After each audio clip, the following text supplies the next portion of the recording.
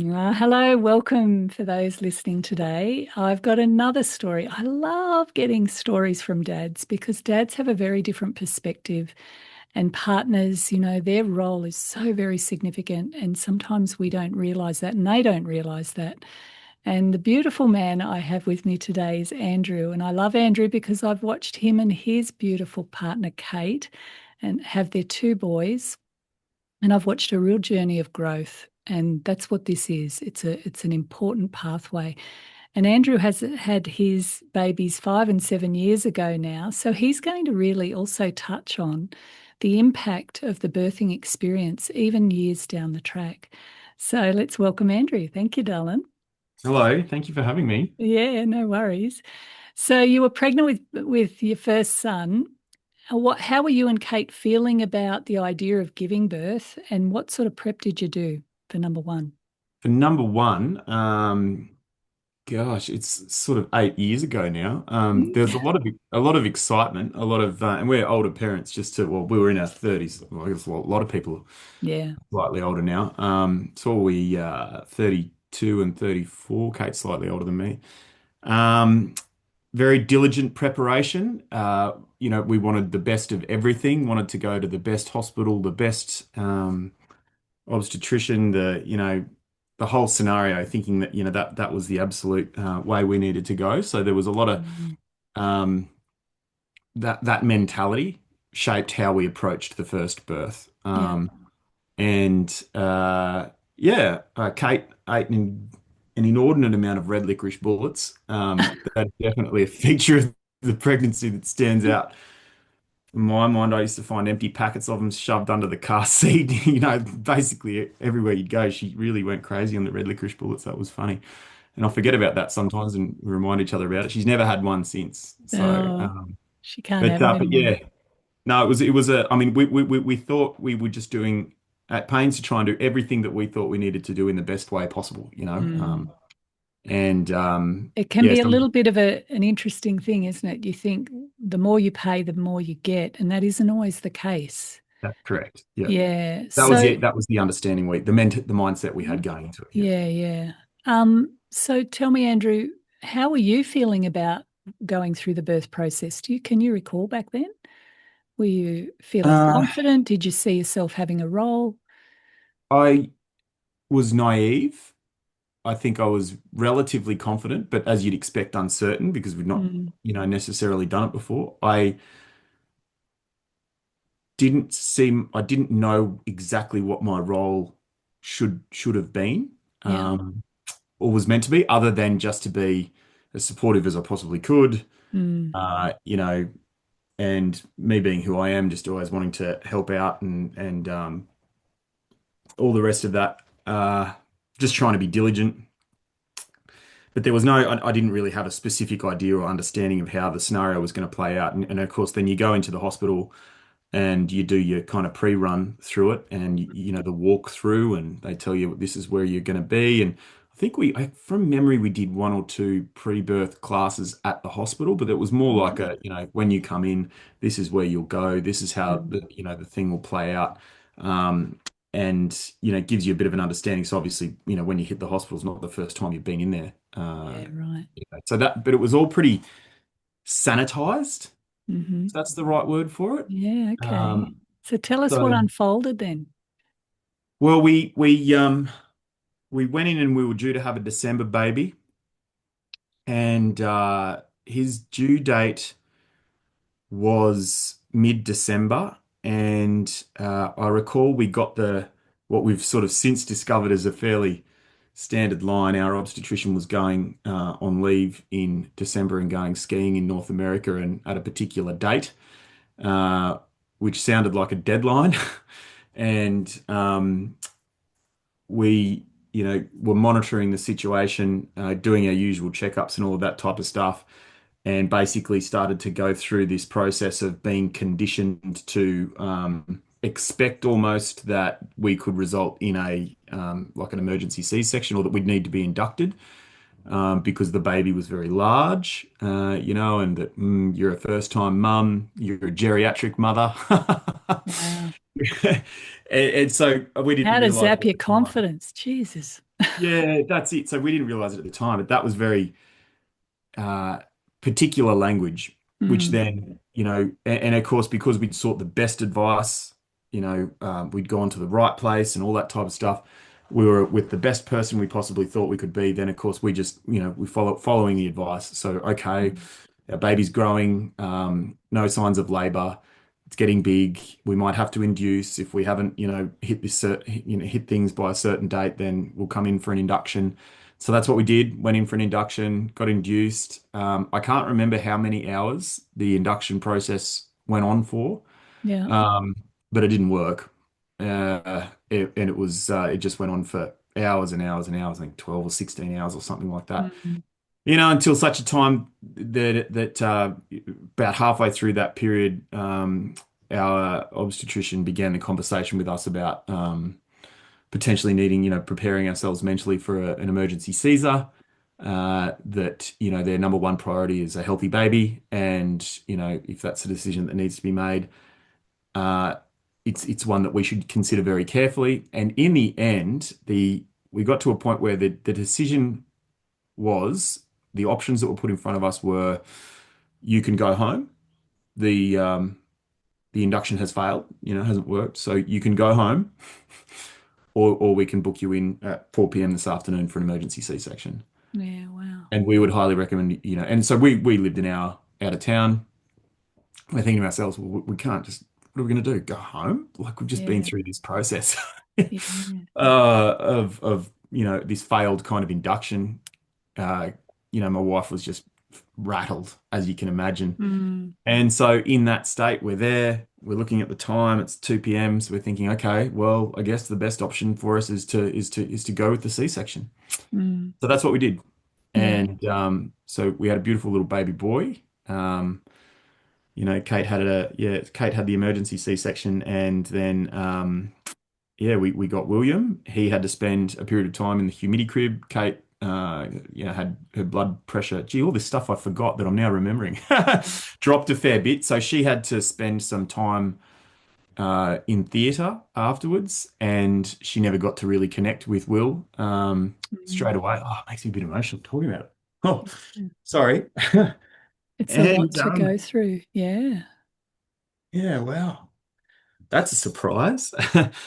And so then I spent the first, I reckon, a good 24, 36 hours, just me and the little fella, and he was in the humidity crib, and I'd walk him around when we had the opportunity to. And then, yeah, Kate came out of surgery, and um, on we went from there. And so then things really went from kind of bad to worse for us, actually.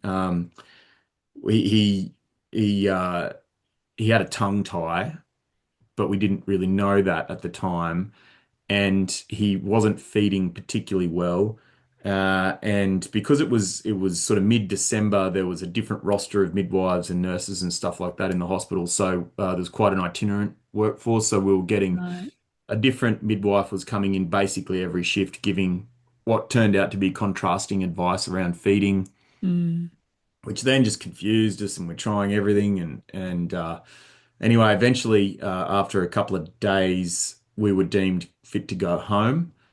And so home we went, and it was Christmas, and we battled on for a few weeks, and unbeknownst to us, you know, he just wasn't getting enough tucker, and we didn't know, there was no mm, support. We had no support from the hospital or anything like that, or the mm. midwives. So we had no postnatal support whatsoever, and we're kind of on our own. Um, Wow, and that's a really big journey. yeah, And it was full what you're on. highlighting there, Andrew, is the flow on effect of, what seems to be a small decision like an induction, Yeah, um, and the type of care that we take on board can feel yeah, very fractured, and that's what you're describing. And this is something I would encourage listeners to really think about, to identify what sort of postnatal support you can expect and what sort of postnatal stay you can mm, expect, and where to go if things are not unfolding in the right way. Often we're so caught up in the birth and we can't think beyond the birth, but mm, the birth is the doorway into where the rubber really hits the road afterwards. And I feel so very sad that that is how it unfolded. Mm. Because even you looking at that, 7, 8 years later, you can still feel the energy and the emotion of that. And that's birth matters. It's not the type of birth that matters. It's often how we were treated, what we were able to Yeah. bring to the party, how we were supported, whether our voices were heard, what gets activated in us through that journey. Yeah. So, gosh, hats off to you and Kate for kind of getting through that. Yeah, well, we sort of learnt a lot out of it. And God willing, yeah. So, and I guess that's part of the reason to come along and talk today, because we Yeah, were so preoccupied with the birth and with the birthing process that we yeah, never really gave much thought to what comes after that yeah, in our yeah. naivety. And Can I ask a quick question? Was he yeah, big when he was born? oh, he was not huge. No, he was No. 3.6 kilos or something like Yeah, that. so he was still Uh, quite small. he wasn't a giant whale. Yeah. No, not by any stretch. He was probably on the larger side of normal. Yeah, but I'll just come in there too about induction, and we have talked about induction a lot on these episodes, but for those who are just listening for the first time, I want to highlight that induction itself has risks. Mm, And often I heard a obstetrician say this. He said, when your only tool is a hammer, everything looks like a nail. mm, And so any type of, variation from a very narrow normal, for example, advanced maternal age, IVF conception, high BMI, um, gestational diabetes, even if it's been managed, there and by the way, Christmas. yeah, yeah, yeah. These are all sort of moments in time where, okay, we need to manage the process. And so the way we manage is with induction or an elective cesarean.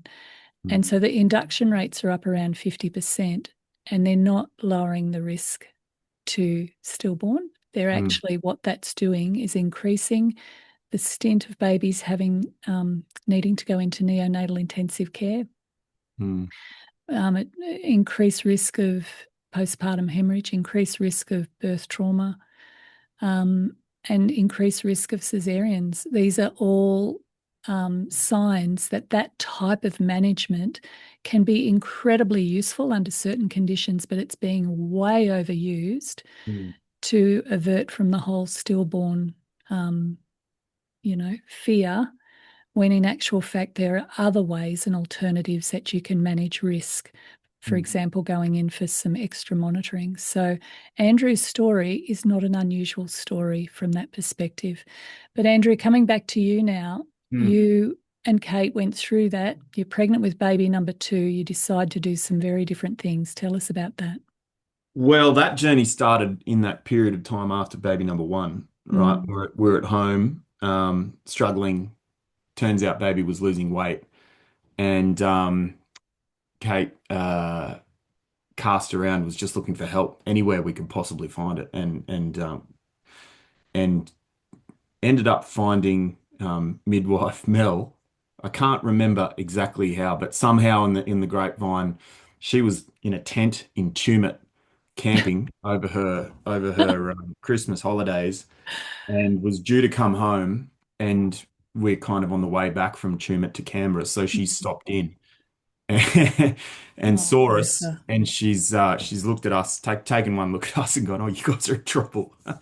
So that was the beginning of the turnaround, basically. Oh, so that's lovely. Mel Pierce, she used to run the birth centre at Canberra Hospital, and now she's part Yeah, of the Mother Hub with Sarah Bombell, a yeah, GP yeah, obstetrician and a fabulous lactation specialist. Well, they've got a great practice here in Canberra called the Mother Hub. Mm, yeah. So big plug to them. yeah. So she was our guardian angel that turned up, in that intervening period between Christmas and New Year, and or just afterwards in early January, and basically that was the point at which we started to turn around from there. We got his tongue tied, sorted out, got his feeding lined up properly. I think we ended up going to a bottle scenario, and Kate pumped, just because it was the most appropriate thing for us in our Mm, situation. And then we started to, from that point forward, we started to realize that in our endeavors to do all of the right things, we'd probably in the end just walked into a system that was very oriented to a predetermined outcome, and that's exactly what happened. And so we learnt lots of lessons, and Kate took a lot of trauma out of it, unfortunately. And I think I probably have too, judging by my reaction, thinking about it all these years later. But Yeah. then baby number two came along, and we had made the decision then to go with a completely different approach. So we engaged with the Mother Hub with Mel and Sarah Bombell, and decided to go to Queanbeyan Hospital. And Kate decided that because just the other thing, just to reverse for a minute, back to baby number one, we had a birth plan, but it never mattered in the end. And I think one of the things that Kate took away from that is that she was completely disempowered, and that was a tangible, palpable feeling of being disempowered. Your birth plan, just put that off to the side. We have a medical priority now. We know what you need. We That's know right. what's best for you.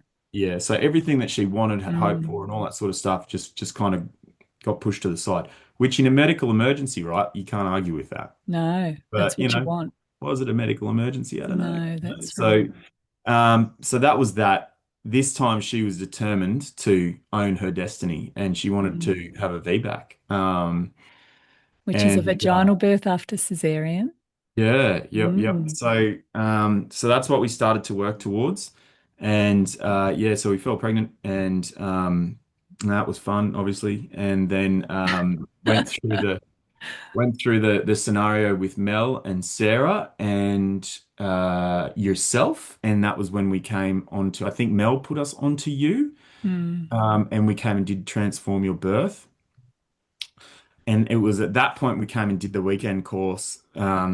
That for the first time I saw my role in the birth, and Wow. just thought, wow, like what this is. Look at the role that I can play, and a role beyond, fetching this and scooting off to get that, and so that was a huge, well, transformation. The secret's in the name. So we did your course, and the long story short is we went in for a checkup, very late in the pregnancy, and Sarah was doing a checkup, and while that checkup was happening, Kate's waters broke, and so we toddled off. Her contractions were just sort of starting really lightly.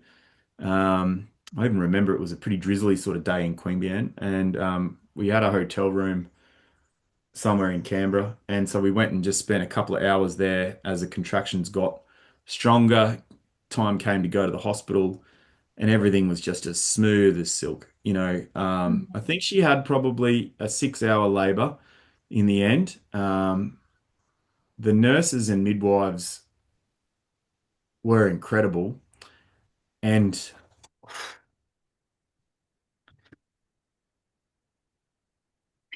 give me one moment. These are touching, tender moments in our lives. I'm not surprised, Andrew, that the emotions coming back up. It would have been Mm. an incredible turnaround for both of you to have this type of an experience. Oh, wow. That's a Yeah. surprise. It was the most incredible experience of my life. Mm. Sorry. No, please Um, don't apologize. I've got goosebumps. so so we went through the birth process, and yeah, I just played my role, did all of the things in terms, the massaging and just being there for my wife. Mm. Wow. Yeah, it was unreal. It was the most, and I just saw this power um come out of her from a really deep place. Mm. Sorry. Yeah. And in the end, she called for an epidural. And by the time the poor old anesthesiologist got there, she'd had the baby. That's that And typical getting into transition towards the end, saying, oh, I'm done with this. I want yeah, an epidural. And often she it's the was time you just, can't have one. and we basically just said to her, Wow. okay, if that's what you want, darling, let's, we can call it. Yeah. There's nothing lost in that. And so she called it, and then the lady's just, sort of standing behind her, just said, Kate, I think you've got this. Like he's on his way and he's going to Mm. get ready, of course. But I think you've got this. And she did. She Yeah. had it covered, and gosh, she delivered this baby without any any drugs or anything like that, other than whatever it was that she was, I don't know, she might have had a bit of Panadol or something like that, but without the Mm. epidural anyway. And the empowerment that came from that, he's a healthy little fella. He had a true knot in his cord, amazingly, but he's not too wild these days. Well, he's wild, but he's not too wild. But yeah, so he had and he's a happy, healthy little fella. Her recovery, like she was sort of straight onto him. We still ended up going down the same route with regard to feeding. She fed him better, and that whole scenario in the initial part was a lot more successful. Yeah. She was with her baby straight away. Um, so I guess the amazing part about that is watching the difference between the first and the second process, having been um, completely disempowered and watching my wife become like shell of a human Mm. afterwards, because she suffered a lot of postnatal anxiety and depression after the first baby, and still had some challenges with that after the second baby as well. But Mm. within herself, she had discovered an inner strength that she never knew she had. Although I think she might have thought she had, but maybe not thought she was capable of finding. She found it, and so the self-confidence that kind of comes from that was has Mm. been pretty remarkable to watch and witness that, and to have been able to play my role in it. Is a bond that her like a depth of it deepened our bond, so a depth Mm. of bond that we I never would have had otherwise. Wow. That is Mother Nature's design, Andrew. That's what Mm, she wants us to discover. mm, Mother Nature wants us to discover that we're much more than what we think, and we have to dig deeper to get through the intensity of any birth experience. Even cesareans are mm. a big birth experience. Definitely, I yeah, don't yeah. I don't have value judgments about any birth at all because they are the pathway. And even that first birth that you went through, that was an integral part of you getting to that point and her getting to that point of Yeah. self discovery.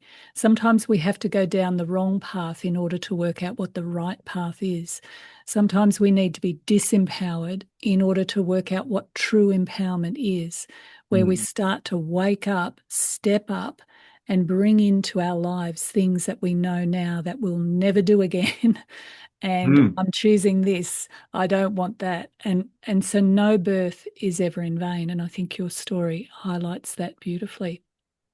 Well, what it's taught us as Mm, humans in every other part of our life, it's affected every other part of our life, right? yeah. So Talk more we about that. now, well, like I said to you, we were relatively naive, I think, going in, as most people would be, right? You've Yeah, never done it yeah. before. You don't And, know what and you don't know. Yeah. exactly. And we were very conscious. We got to take the advice. We've got to trust the medical professionals and all that sort of Mm, stuff. Which is not to say we don't trust medical professionals, just to be very clear. yeah, yeah, But we are certainly a lot more eyes wide open when it comes to defining our own journey in yeah, every other part of our life now. yeah. And so it made us realize that we're probably too complicit. We're Mhm. both youngest kids. We both tend to want to, do the right thing and what have you, and Yeah.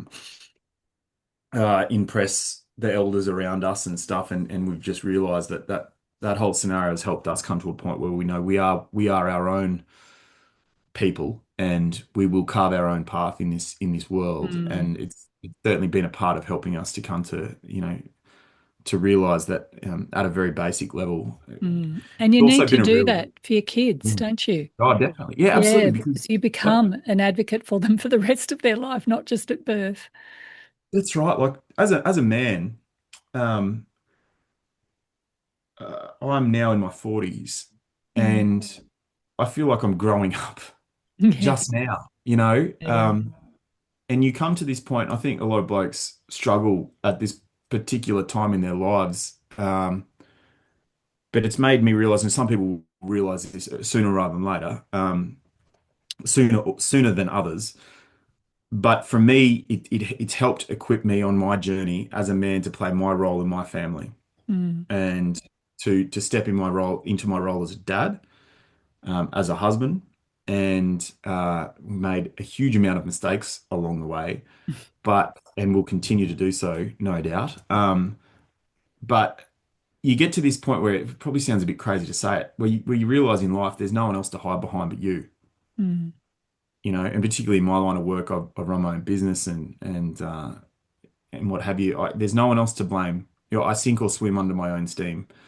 Um, and as an individual, there's a yeah. very kind of it's been a huge growth phase to come into that place where I can step into that role and that responsibility and now look at my children and they look to me, I'm their dad, and I've got to carve the path with them. And then you bring that into the partnership I have with my wife, and then we come together and playing my role in our marriage and holding up my end of that bargain and being as always trying to be as good a husband as you can be, right?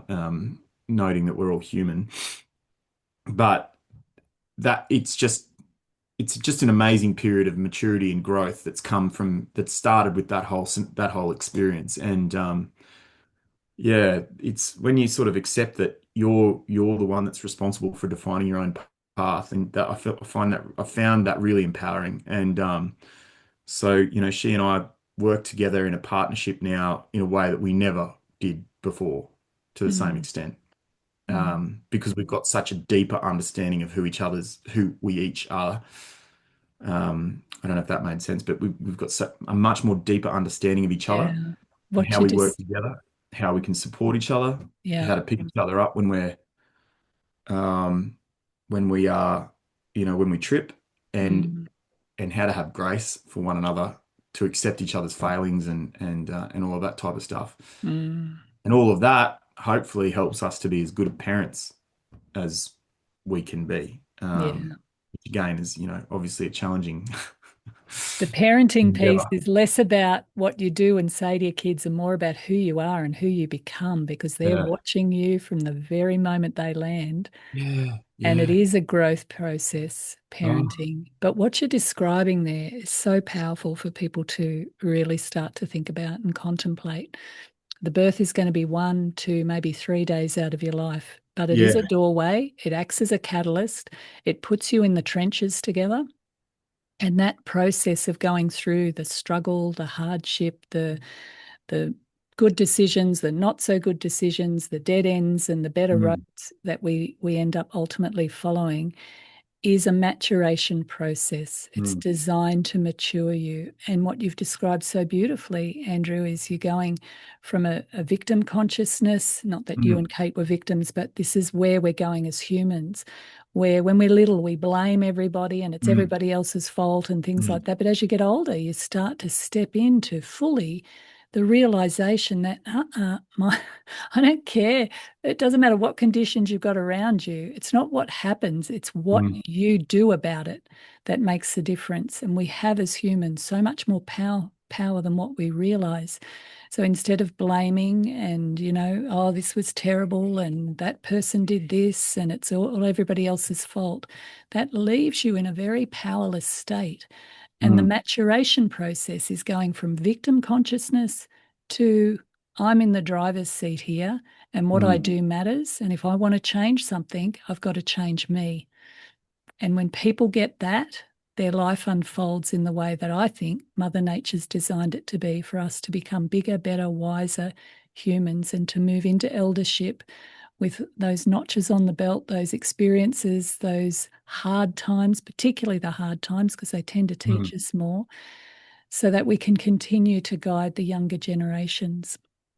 I see mm, it so clearly. I've watched so many people's paths, and you and Kate, full credit to both of you for both staying committed to each other, even when it's hard to, even when you give each other the shits, and, and moving beyond that to, okay, what are we going to do? How do we need to step up in this situation? And I've watched that for you and a lot of families. It's truly magnificent. And birth, I think, is a massive catalyst for that. Mm. Yeah, definitely. I think like that mindset shift really began when Kate and she always amazes me in this regard, her capacity to be able to be self-aware enough to go out and search for something different. And Yeah, right. I didn't probably fully appreciate that element of her, that part of her. And Mm. yeah, so after the first birth, she was determined to do things a different way, and Yeah. we did have some victim mentality around that, absolutely, and we could have stayed in Yeah. that, but I was led by her determination not to let that dictate Define you. how we moved forward, and Yeah. that was and will remain one of the most critical decisions of our lives that she led Mm. us into.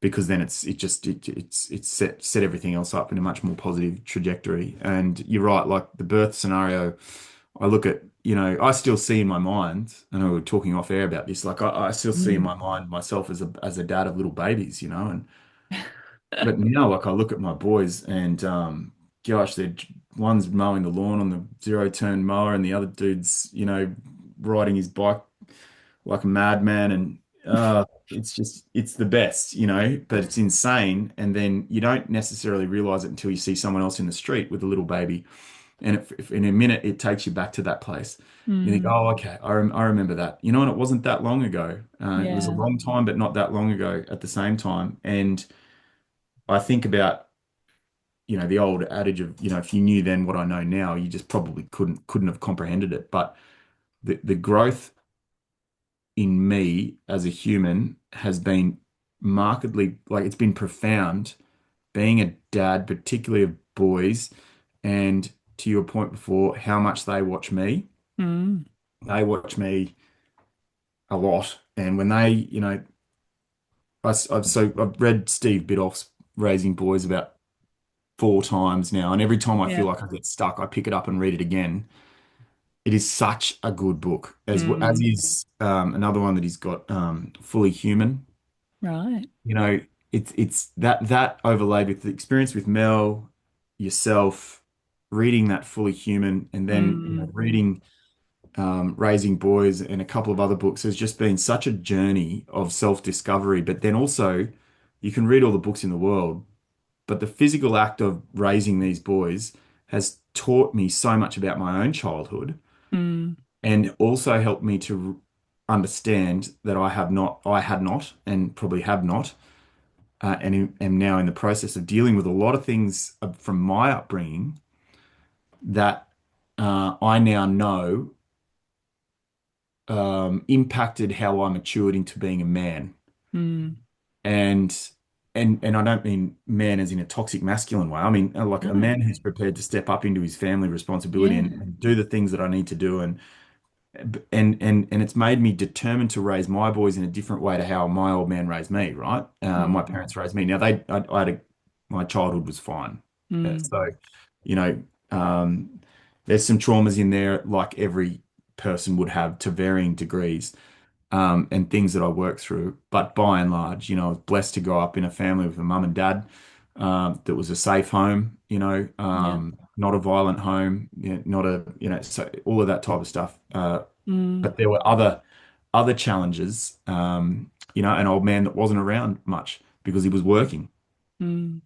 and Yeah. he was working all the time. And it doesn't mean he didn't love me. It just means he wasn't around. Now, Mm. by the time he sort of started to finish working, I was coming into being a teenager, and he had this expectation that he wanted to come into my life again. I'm like, no, I'm mate. gone. I'm Yeah, off we with my have to. mates. That's it. And so, and like, who are you? So we had a lot of Mm. conflict through those years, and I'm determined not to repeat that with my boys. And that's been Mm. a part of the motivation to work for myself so I can be around a lot more. And to the point about being there at the birth, feel very blessed to have been able to be there at the birth of both kids, even though the birthing experiences were diametrically opposed. Mm. I was still completely involved in both of them. On the one hand, because I got to put that little fella on my chest, when he was after the Caesar, and we spent a few minutes together before Kate had to go off to theatre, and then we spent that time together, before she came back to the room. Mm, and over that first 24 hours. So I feel a very special bond with him mm, because of that.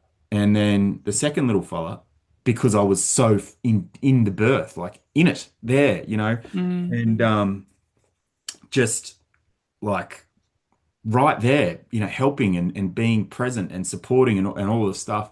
So both, I have this real bond from that, but in very different ways to both my mm, kids. So it's not like mm, my first kid, I don't have a relationship or the same type of bond with. I do, but just in a very different way. Now, that's setting me up to be a completely different dad to how my dad was, which is mm. again not to say he was a bad father at all. Yeah. He's a great father, and I have a lovely relationship with him now. But the watching these guys grow, watching them get frustrated and throw a hammer at the wall, or kick something over when they can't figure it, has revealed to me that I need to work on myself a lot more than what I thought I did. What an epiphany. Well, you see, They are watching. yeah, well, I was Yeah, building yeah. a chicken pen, and I was having trouble. I had some grit on the inside of the magnetic bit on the hex head driver, and Mm. the screws just kept, uh, trying to screw off corrugated iron, and the screws were just going everywhere. And I like found myself becoming observed within myself that I was getting very angry, and I turned around. And I did something. I can't remember. I chucked the impact driver or something, and I turn around, and both these kids are just watching me, and I'm like, oh, you're going to see that come back at you. that's where they get it Andrew, that from. is gold. It's Yeah. what you've shared today is so putting into context the birth in a much bigger picture and Mm, helping us to realize that, yes, it's important, actually. It's mm, important because it can be a catalyst. And getting the right support around you, the right people at the right time can make a really big difference mm, to not potentially fall into the traps of doing what you're told, developing mm, that advocacy piece and how important that is.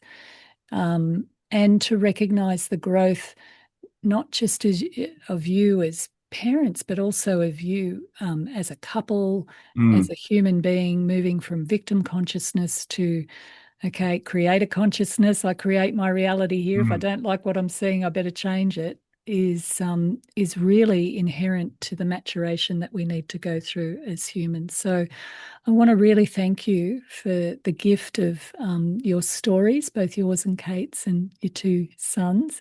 mm. Is there anything you'd like to finish us off with? What sort of advice would you give to people listening who are preparing for birth? Don't be afraid to ask questions. Mm, In fact, asking questions, and there are no dumb questions. So you've got no, to ask the questions, and you yeah. don't just assume. Um, don't assume anything. Just ask the Mm, questions. Make sure you are fully comfortable. If you recognize within yourself that you have doubt or some anxiety around a particular situation or a scenario, or it's unsure, it doesn't feel right, explore that. Don't ignore it. mm, Ask questions around that, and keep going until you feel perfectly at peace. Well, you're never going to feel perfectly at peace, especially if it's your mm, first kid, because you don't know what you're in for. But you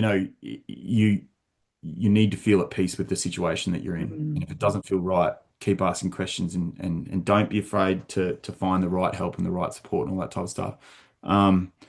The second thing is just to know that, like, people say to you, oh, gee, it goes by so quick. Well, it actually does. It doesn't feel like it in the moment, but it will pass. And the decisions that you make do matter, and it will be okay. And then to your point about being like a creator consciousness. I like that. There's a book called A Gentleman in Moscow, mm, written by a guy called Amor Tolls, and there's a quote in it. I wish it was like some amazing Greek proverb, but it's from an author. But it says, a gentleman must master his circumstances before his circumstances master him, or his mm, circumstances will master him. So I think that's, Kate reminds me of that all the time. She goes, you be the master of your circumstances. Don't let your circumstances master you. mm, You can and have the ability to be able to change your mm. circumstances and make decisions for you that are in your best interests, and all of that type of stuff. So, Yeah, very true. And you might have to make a few mistakes on the way, but that's the pathway.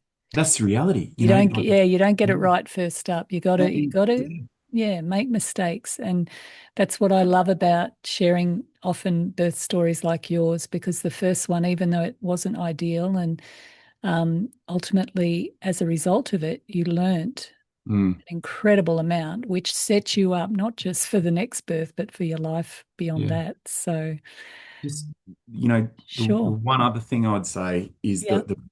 one of the biggest things that I've learned in recent years is the role of grace Mm, within a marriage and cutting each other some slack, and recognizing the fact that you are going to make mistakes, mm, big ones, small ones, there are some things that you've got to handle and all that type of stuff, but the role of giving each other grace, is a concept that I'd never appreciated before, yeah. and not sweating the small stuff, and it changes your life. Mm, And when you appreciate,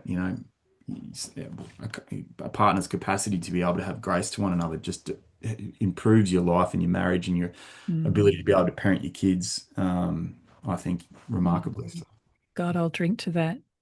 I was telling Andrew before we got online, Peter and I have just come back from a month in France, and I feel like we're really reaping the rewards of, um, all the work that we've done together, how we've given, cut each other some slack when we're not Yeah, in our finest moments. yeah, But yeah, the capacity to read each other, to respond, and to love more deeply has yeah. only deepened over the years of doing that. And now we're really having fun. It's great. So, big thanks to Andrew and all of you listeners out there. I hope you've got plenty of goodness in this. I've absolutely loved this conversation, and there'll be more goodness to come. Thanks for listening.